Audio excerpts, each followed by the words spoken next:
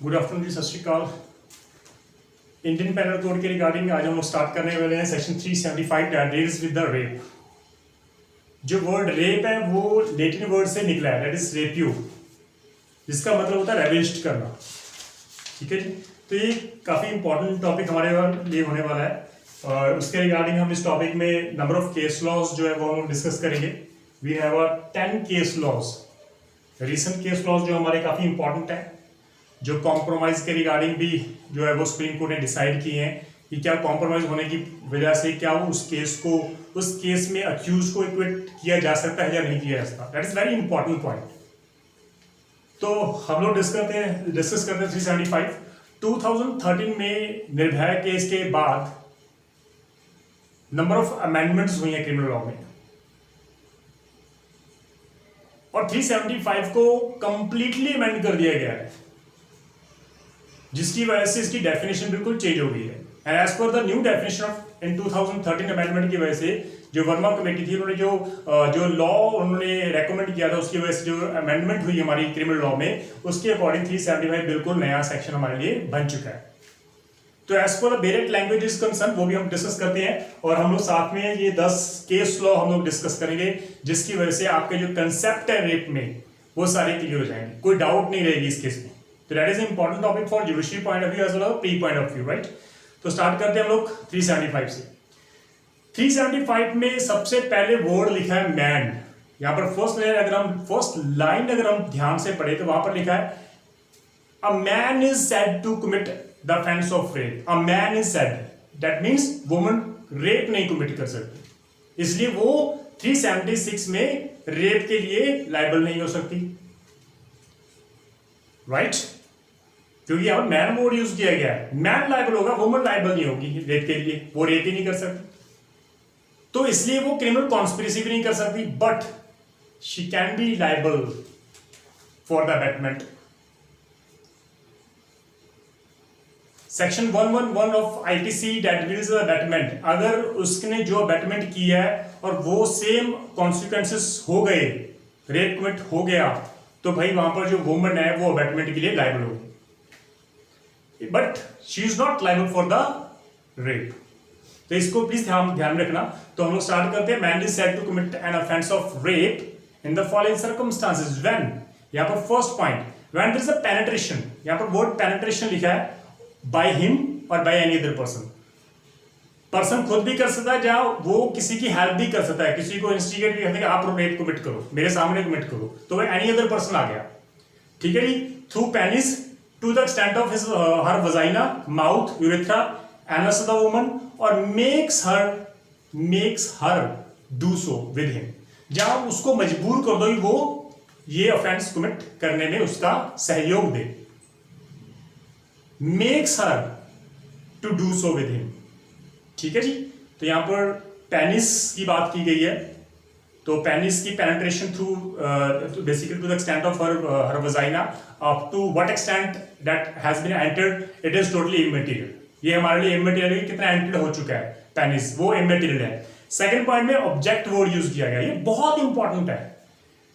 हमारा old law में सिर्फ पेनिट्रेशन थ्रू पेनिस ही अलाउ था and there is no other alternative जिससे वो रेप कमिट हो सके, बट यहां पर 2013 की अमेंडमेंट में यहां पर ऑब्जेक्ट वर्ड भी यूज कर दिया, through any object, it may be a pen, it may be a stick, it may be anything. अगर आप उस ऑब्जेक्ट को उस वुमन की बॉडी में, उसकी वजाइना में, यूरेथ्रा में, एनस में एंटर करते हो और makes her to do so, जहां उसको कहते हो कि आप ये करो, तो आप लायबल हो जाओगे रेप के लिए। Third point, there is a manipulation of by him or any other person into any part of the body of woman so as to cause penetration into her vagina, uterus, anus or any other part of the body of woman or makes her to do so with him or any other person। यहाँ पर manipulation by him है, right? जहाँ कोई भी other person से आप manipulation करवा सकते हो into any part of the body of the woman। आप वुमन की बॉडी के पार्ट को ही उसके यूरेथ्रा में, एनस में, वजाइना में एंटर कर रहे हो, जब आप उसको कहते हो, जब आप फोर्सफुली करोगे, आप उसको मजबूर कर रहे हो कि वो ऐसा करे आपके सामने, तो it's a rape. Fourth point, there is an application by him और any other person his mouth to the vagina, right. Anus urethra और makes her woman to do so. यहाँ पर फर्स्ट पॉइंट में पेनिस था, second point में object था, third point में manipulation of her part of the body था, and fourth point में मेल पर्सन अगर अपना माउथ यूज कर रहा है वजाइना में पेनिट्रेट करने के लिए, उसके एनस में पेनिट्रेट करने के लिए, यूरेथ्रा में, या फिर उसको ये अलाउ करता है वो ऐसा करे, तो ये रेप है। But these are the rape only if the case falls under the 7 proviso जो मेंशन की गई है। First proviso says against her will, that means अगर वो fourth point penetration through her penis, अगर पेनिस की बात करें, ऑब्जेक्ट की बारे में बात करें, अगर वो विद हर कंसेंट वो रेप नहीं है, but if it is against her will it is a rape. Second point without her consent is a rape. अगर ये फोर्थ पॉइंट हमने जो डिस्कस किया, अगर वो विदाउट हर कंसेंट कर रहे हो तो भाई ये रेप है। Third point with her consent, आप उसकी कंसेंट से तो कर रहे हो, लेकिन उसकी कंसेंट जो थी आपने फेयरफुली या फोर्सली उसकी डेप्थ को उसको फेयर में रखकर उसकी कंसेंट ली है। आपने उसको कहा कि भाई मैं आपको यहां पर गोली मार डालूंगा अगर आपने कंसेंट नहीं दी, एंड शी सबमिट हरसेल्फ, उसने कोई रेसिस्ट नहीं किया, she submit herself, that is a passive consent जो उसने दी। तो ये लेकिन वो अंडर द फेयर था। अगर वो अंडर द फेयर है, अंडर द मिसकंसेप्शन फैक्टर, वो कंसेंट नहीं मानी जाएगी। ये इंपॉर्टेंट है आपके लिए। फोर्थ पॉइंट में विद हर कंसेंट, यहां पर लिख रहा है वुमन कंसेंट तो दे रही है, give her consent thinking that the person is her husband, वो सोच रही है कि जिसको मैं कंसेंट दे रही हूं वो मेरा हस्बैंड है। लाइक ए ट्विन पर्सन, एक शादी कर रहा है, दूसरा उसके साथ रिलेशन बना रहा है, लेकिन वुमन को लग रहा है कि वो उसका हस्बैंड है, बट उस मैन को पता है कि वो मेरे भाई की वाइफ है, मेरी वाइफ नहीं है। लड़की सोच रही है कि उसका हस्बैंड है, तो ये भी रेप होगा।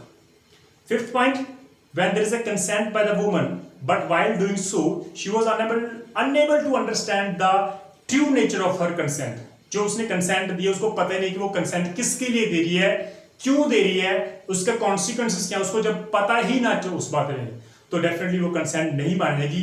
ये हो सकता है सिचुएशन जब वो अनसाउंड माइंड की है, जब वो अंडर द इंटॉक्सिकेशन है, नशे में है, तो जब कोई भी स्टूपिफाइंग होलसम सब्सटेंस उसने पिया हुआ है जिसकी वजह से वो कॉन्शियस ही नहीं है, तो ऐसी हालात में अगर वो कंसेंट दे रही है, that means she was not aware of the nature and the consequences of her consent.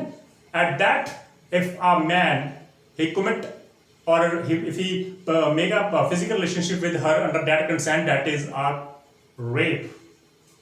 The sixth point say with or without her consent if the woman is under the 18 year of age. ये काफी important है।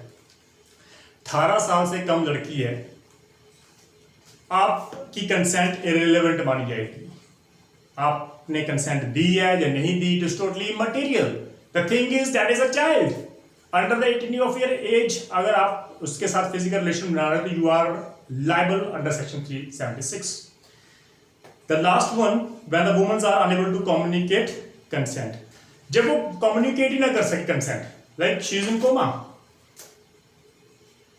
वो consent communicate नहीं कर सकती, वो हाथ ही नहीं ला सकती, तो अगर उस समय उस सर्कमस्टांसेस में आप फिजिकल रिलेशन बनाते हो तो डेफिनेटली जब वो कंसेंट कम्युनिकेट ही नहीं कर पा रही तो वो रेप माना जाएगा। But there are 2 exceptions of section 375 जहां पर रेप नहीं माना जाएगा। फर्स्ट एक्सेप्शन, जहां पर मेडिकल एग्जामिनेशन किया जा रहा है, that is a 2 finger test. The first rape is committed by the accused. यहां पर क्वेश्चन राइज हुआ, जब डॉक्टर्स जो है वो अपने 2 फिंगर इंसर्ट करते हैं उसकी वजाइना में, तो क्या वो रेप नहीं है? बट सुप्रीम कोर्ट ने हेल्ड किया कि this is not a rape, it is a medical examination with the motive कि अक्यूज्ड के लिए एक एविडेंस क्रिएट किया जाए इस लड़की के साथ रेप हुआ है या नहीं हुआ। इसलिए यहां पर एक्सेप्शन लिखा गया है, ये काफी इंपॉर्टेंट है। इफ अ वुमन बेसिकली उसके रिगार्डिंग जो हमारी कंसेंट है वो है when there is a medical treatment और intervention, it shall not constitute a rape at all. The second point, when there is a sexual intercourse or any sexual act by husband with his own wife who is above 15 year of age is not considered to be a rape. ये बहुत important है। 15 साल से कम आपकी wife है, उसकी as 15 साल से कम है, अगर आप उसकी विदाउट कंसेंट अगर आप उसके साथ रिलेशन बना रहे हो, that is a rape. But अगर वो 15 ईयर से प्लस है तो वो रेप नहीं माना जाएगा, इवन आप उसकी कंसेंट के अगेंस्ट आप रिलेशन बना रहे हैं. That is strange, but it is a law, it is a law. So यहाँ पर basically we have a case Rafiq versus state of UP. That is an important case. यहाँ पर कोर्ट ने कहा कि जो मर्डरर है, जो मर्डर किसी पर्सन का मर्डर करता है, वो किसी बॉडी का मर्डर कर रहा है, लेकिन जो रेपिस्ट है अगर वो रेप कर रहा है तो वो उसकी सोल को भी मार रहा है. तो कोर्ट ने कहा the murderers kills the body of the victim but the rapist kill the soul of the victim. उसकी आत्मा ही खत्म हो जाती है. तो ये अपने आप में बड़ा अपराध माना जाता है.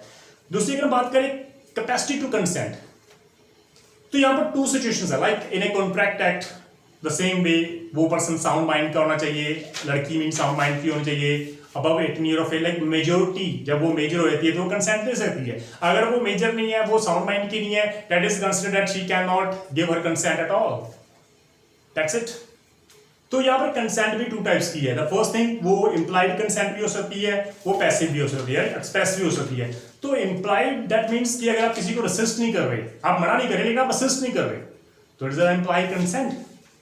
It is an implied consent. But express क्या है कि ठीक है, अगर आप उसको कंसेंट दे रहे हो एक्सप्रेस की, ठीक है आप मुझे एक कल कार मुझे गिफ्ट कर देना, तो आप मेरे साथ कुछ भी कर सकते हो.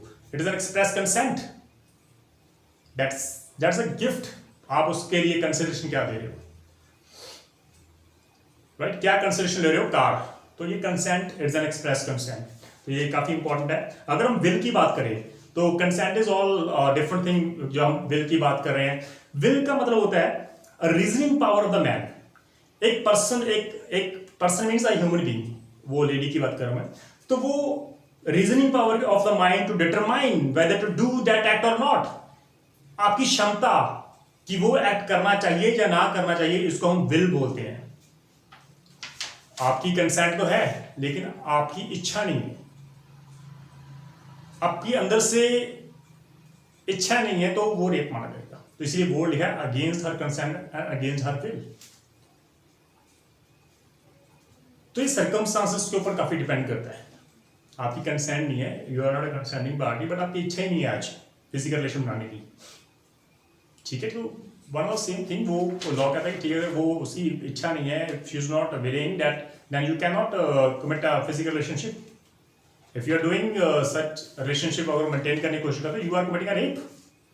तो ये स्टेट वर्ड कोर्ट ने कहा है बिल्कुल. तो बेसिकली जो रेप वर्ड है वो रेपियो वर्ड से आया. That is a Latin word rapio, जिसका मतलब होता है टू सीज करना, चोरी करना, टू सीज समथिंग. जहां इसका मतलब होता है ravishment of woman without her consent, खत्म करना, छीन लेना उसकी आत्मा को. ये वहां से वर्ड लिया rapio word. It's a Latin word जो यूज किया गया था. We have Himachal Pradesh versus Mangoram. ये हमारा जो केस है, इसमें जो एल्डेस्ट डॉटर थी जगिया राम की, और वो अक्यूज जो था वो 17 ईयर्स एज था, 17 साल की उसकी एज थी अक्यूज की. वो दोनों जो इकट्ठे अकम्पनीड द प्रोसिक्यूटर, वो इकट्ठे गए. बाद में उस लड़की को उसने जो फोर्सफुली उसको जो बेसिकली काओ शहर था उसमें, वहां पर उसको ले जाके उसका रेप किया. और सुप्रीम कोर्ट ने कहा कि बेसिकली अब जो गर्ल थी, she try to resistant to stop the accuse, but in spite of that, क्योंकि वो ओवर पावर्ड था, जिसकी वजह से वो रोक नहीं पाई, तो कोर्ट ने कहा यहाँ पर अक्यूज लायबल ही होगा, right. We have another case Queen versus Flattery. तो क्वीन वर्सेस फ्लैटरी में बेसिकली जो गर्ल थी वो काफी इल थी, बीमार थी. वो क्लिनिक में गई, डॉक्टर ने उसको एडवाइस दी कि एक मेडिकल सर्जरी करनी पड़ेगी. और जब वो मेडिकल सर्जरी कर रहा था डॉक्टर, तो उसने उसके साथ जो था उसने रेप कमिट किया, उसने फिजिकल रिलेशनशिप मेंटेन किए. तो सुप्रीम कोर्ट ने कहा कि बेसिकली हर जो उसकी कंसेंट थी वो थी मेडिकल ट्रीटमेंट के लिए, it was not for the physical relationship. तो वहां पर डॉक्टर को लायबल ठहराया गया था, रेप के लिए उसको लायबल ठहराया गया था. ये काफी इंपॉर्टेंट केस है हमारे लिए. We have another case that is Bhupendra Singh versus UT Chandigarh. Bhupendra Singh versus UT Chandigarh. Chandigarh का केस है यहाँ पर. तो अक्यूज जो था basically he had a sexual intercourse with the prosecutrix through which she became a pregnant. और उसने बाद में अबॉर्शन करा लिया, और बाद में फिर उनके द्वारा फिर से रिलेशनशिप बढ़े उस लड़के के साथ, और दोबारा से फिर वो प्रेग्नेंट हो गई. उसने प्रॉमिस किया कि मैं आपके साथ मैरिज करूंगा, but later on she came to know कि वो लड़का ऑलरेडी मैरिड है, उसके बच्चे भी हैं. तो उसने जो कंसेंट दी थी under the misconception of the fact कि वो लड़का मेरे साथ मैरिज करवाएगा, but what happened when she came to know the real fact कि वो ऑलरेडी मैरिड है, उसके बच्चे हैं, तो दैट मीन्स उसकी जो कंसेंट ली गई थी under the misconception of fact ली गई थी, फ्रॉडली ली गई थी, इसलिए ये कंसेंट नहीं मानी जाएगी, तो आप रेप के लिए लायबल हो। That's it. तो ये काफी इंपॉर्टेंट केस लॉ है हमारे यहाँ पर विल के रिगार्डिंग, कंसेंट के regarding. We have another case that is Tukaram and others versus the state of Maharashtra, one of the famous case Mathura case. एक लड़की जो ऑफन गर्ल थी वो पुलिस स्टेशन में थी, जब उसको लेने आए घर वाले, तो एक फॉर द टाइमिंग उसको रिलीज कर दिया गया, उसको अलाउ किया कि आप अपने घर वालों के साथ जा सकते हो। लेकिन बाद में जब वो घर वाले लेके जा रहे थे उसको, तो उस लड़की को दोबारा से फिर कॉल की गई, आप वापस आओ, यहाँ पर आपको कुछ सिग्नेचर वगैरह करने हैं, और सिर्फ उसी अकेले को बुलाया गया था वापस। जब वो लड़की वापस गई तो उसके साथ जो पुलिस ऑफिसर थे, जो उनके कांस्टेबल थे, उन्होंने रेप कमिट किया। तो यहाँ पर बेसिकली जो सेशन कोर्ट थी, उन्होंने यहाँ पर बेसिकली कंसेंशुअल रिगार्डिंग यहाँ पर बहुत अच्छी वर्डिक्ट सुनाई थी कोर्ट ने, सुप्रीम कोर्ट ने, सेशन कोर्ट ने कहा कि basically the accused were quitted naming it as a consensual sex. The decision was challenged in the Bombay high court. उन्होंने तो कन्विक्ट कर दिया, बॉम्बे हाई कोर्ट ने भी कहा कि basically which reverse the decision. यहाँ पर कोर्ट ने कहा कि यहाँ पर कंसेंट और पैसिव सबमिशन में डिफरेंस है, and claim that there was no consent and was a mere passive submission though they are liable. लेकिन फिर भी कोर्ट ने कहा कि यहाँ पर कंसेंट नहीं थी बल्कि पैसिव सबमिशन थी, बट यहाँ पर कोर्ट ने जो उसको अलाउ किया। तो बाद में सुप्रीम कोर्ट में फिर they were basically acquainted with the charges, और कोर्ट ने बेसिकली यहाँ पे कहा कि बेसिकली जो यहाँ पर इंपॉर्टेंट जो फैक्ट थे वो थे कि बॉडी जो थी लड़की की, विक्टिम की, वहां पर कोई भी बॉडी में कोई मार्क्स नहीं थे, बॉडी पर कोई भी मार्क्स ना होने की वजह से कोर्ट ने कहा बेसिकली ठीक है, यहाँ पर हो सकता है उसकी कंसेंट हो। यहां पर एक काफी क्रिटिकल सिचुएशंस हमारे सामने आई कि जहां पर अगर मेडिकल लाइक उसकी बॉडी में कोई मार्क्स नहीं है, तो क्या वो whether it is stated to be a consent और not, whether it will be treated as a passive submission or not। तो सुप्रीम कोर्ट ने कहा कि वो बेसिकली यहाँ पर सबमिट कर रही है अपने आप को। तो वो एक नया वर्ड यूज सामने आया हमारे पास पैसिव सबमिशन के रिगार्डिंग, जो यहाँ पर कोर्ट ने उसके बाद काफी इंटरप्रेट हुआ कि यहाँ पर दैट मीन्स कि अगर आप कंसेंट नहीं दे रहे, अगर आप सबमिट कर रहे हो अपने आप, तो ये भी अपने आप में लायबल होगा जब आप अपनी जो सबमिशन है वो किसी फोर्स के अंडर, किसी थ्रेट के अंडर दे रहे हो। If it is not given under a threat और under any force, then it is not a rape at all. तो ये इंपॉर्टेंट था। We have another case Vishakha Singh versus state of Rajasthan, one of the most important case. यहाँ पर जो employer और employ के relationship को यहाँ पर रखा गया सामने, और सुप्रीम कोर्ट ने नंबर ऑफ गाइडलाइंस इशू की इस केस में, क्योंकि we don't have a particular law कि यहाँ पर जहाँ पर वर्क कर रही है लड़की, जो काम करने वाली है, तो किसी अगर प्लेस में, वर्क प्लेस में अगर उस लड़की के साथ कोई छेड़खानी हो रही है या उसके साथ रेप कमिट किया जा रहा है, तो वहां पर कोर्ट ने कहा कि employer will be responsible for every conduct of each employee. Employee का कंडक्ट के लिए एम्प्लॉयर लायबल होगा। तो वर्क प्लेस में एक प्रॉपर एटमॉस्फेयर देना, it is the duty and the responsibility of the employer. तो यहाँ पर गाइडेंस इशू हुई थी, तो ये काफी इंपॉर्टेंट केस ये हमारे लिए। We have another case that is basically काफी इंपॉर्टेंट केस है ये, हमारे 3 केस आने वाले, क्योंकि यहाँ पर ट्रेंड चेंज होने वाला है, right. Satyanarayan Chinga versus state of Rajasthan. Satyanarayan Chinga, court ने कहा कि victim basically was brutally murdered by the accused as she refused to compromise. वो रिफ्यूज कर रही थी कॉम्प्रोमाइज नहीं करना। तो अक्यूज ने रेप करने के बाद जब उन अक्यूज के ऊपर एफआईआर दर्ज हुई, ट्रायल चल रहा था, तो अक्यूज ने उनको फोर्स किया कॉम्प्रोमाइज करने के लिए, but victim and her family refused to compromise the matter, and the circumstances and the result was that she was murdered by those accused persons. तो कोर्ट ने कहा basically does the compromise basically indicate an oppressive power relationship between the victim and the perpetrator and can terrorize the victim। यहां पर court ने कहा कि ये compromise की सिचुएशन इस ऑफेंसेस में होना अपने आप में एक बड़े अपराध को जगह दे सकता है। एक रेप होना, उसके बाद उस लड़की को मार देना, ये एक नया ऑफेंस बनने जा रहा है। तो कोर्ट का कॉम्प्रोमाइज होना ही नहीं चाहिए, it is not a compoundable offence. 321 section में ऑफ सीआरपीसी में द सेक्शन 376 को प्लेस नहीं किया गया उस शेड्यूल में, तो इसलिए वो कॉम्प्रोमाइज हो ही नहीं सकता उसका, it is not a compoundable offence. तो ये काफी इंपॉर्टेंट हमारे लिए केस लॉ था। We have another legal standing जो थी हमारी कॉम्प्रोमाइज के रिगार्डिंग, वो we have a case Shimbhu and another versus state of Haryana. Important case है हमारे लिए, काफी इंपॉर्टेंट केस है judicial point of view, right. इसमें क्या हुआ, the case against the appellant was of repeated gang rape of the prosecutrix by confining her to shop for 2 days। लड़की को 2 दिन शॉप में रखा गया, उसके साथ रिपीटेडली उसके साथ गैंग रेप हुआ, and the trial court had sentenced them to 10 years legal imprisonment. 10 साल की उसको सजा सुनाई गई दोषियों को with a fine, right.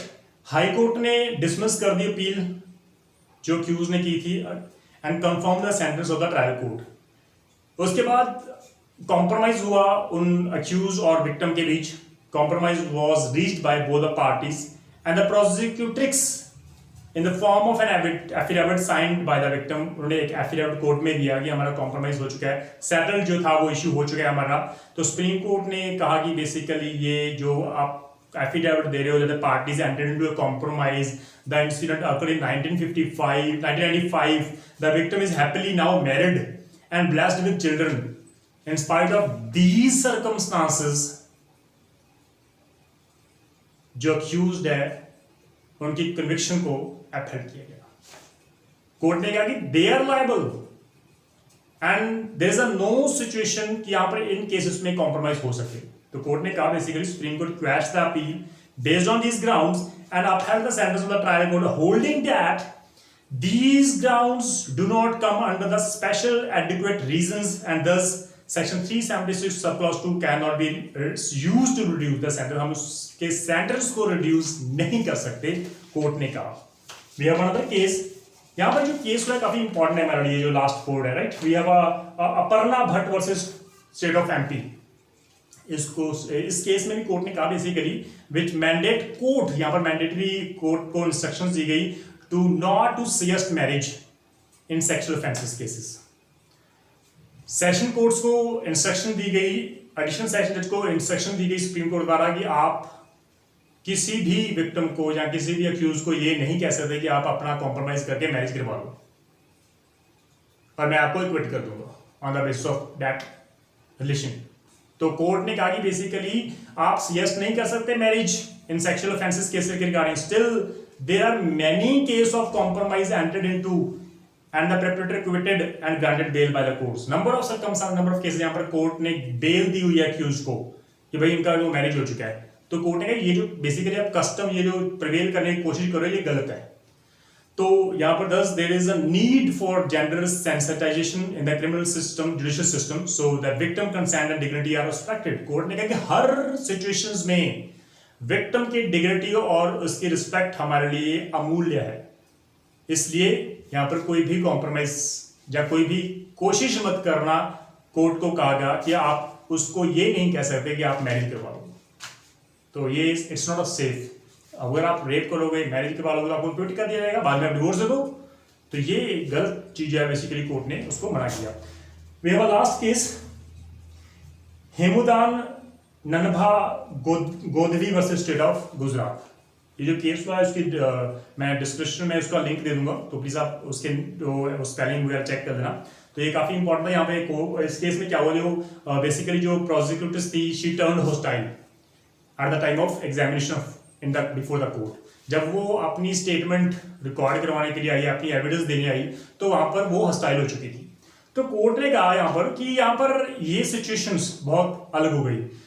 When the prosecutrix she turned hostile और she resigned from her statement record before the police, तो इसका मतलब ये है कि आप कोर्ट में 344 ऑफ सीआरपीसी में उसके अगेंस्ट आप कंप्लेंट फाइल कर सकते हो, और कंप्लेंट कौन होगा, कोर्ट। उस प्रोसिक्यूट्रिक्स के अगेंस्ट भी यहाँ पर एफआईआर दर्ज हो सकती है कि आपने इस अक्यूज्ड को जानबूझकर उसके अगेंस्ट एफआईआर जो है वो रजिस्टर्ड करवाई है, और अगर आप एविडेंस उसके अगेंस्ट नहीं दे रहे तो डेट मीन्स आप गलत हो। लेकिन कोर्ट ने कहा कि ऐसी सिचुएशंस भी आ जाती हैं, लाइक कि कोई सर्कमस्टांसेस, कोई फैंस जो है वो 14 इयर्स पुराना है। इस केस में 14 इयर्स पुराना ये अकरेंस थी हमारी, और एट प्रेजेंट जो वो विक्टिम थी वो उसकी मैरिज हो चुकी थी और वो हैप्पीली मैरिड लाइफ वो बिता रही थी, उसके बच्चे थे, उसका हस्बैंड था, वो काफ़ी खुश थी। इस सिचुएशंस में अगर वो केस को लंबा खींचा जाएगा तो डेफिनेटली उस सिचुएशंस में उसकी मैरिड लाइफ खराब हो जाएगी।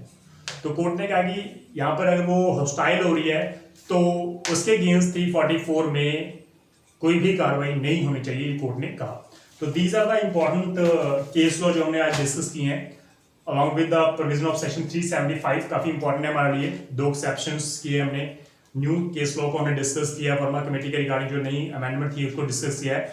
इन case of any problem, in case of अगर आपको डाउट लगा तो प्लीज आप डिस्कस करना, but these 4 case law are very important for leadership point of view, क्योंकि यहाँ पर हम लोग कॉम्प्रोमाइज के सिचुएशन को हम लोग यहाँ पर हमने डिस्कस किया है। तो कोर्ट ने सिर्फ इतनी सी बात की कि भाई यहाँ पर it is not a compoundable offence, इसलिए यहाँ पर कॉम्प्रोमाइज नहीं हो सकता। तो इन case of doubt, in case of any problem, please आप डिस्कस करना। Thank you so much. सत श्री अकाल।